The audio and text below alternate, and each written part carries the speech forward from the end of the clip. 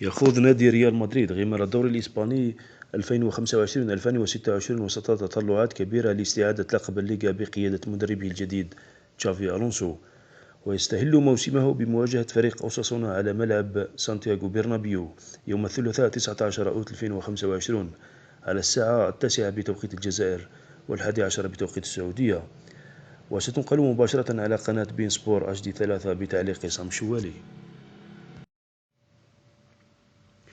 أما التشكيلة التي سيدخل بها المدرب تشافي ألونسو فتكون كما يلي: في حراسة المرمى كورتوا، في الدفاع نجد كاريراس على الجهة اليسرى، دين هاوسن وإيدر ميليتاو في الوسط، وأرنولد على الجهة اليمنى.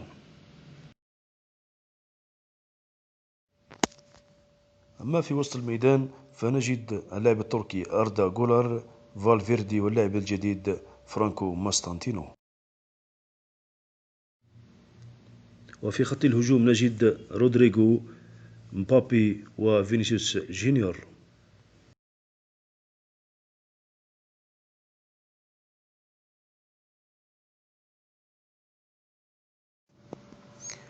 وفي الأخير لا تنسوا أعزائي المشاهدين الضغط على زر لايك والاشتراك ليصلكم كل جديد.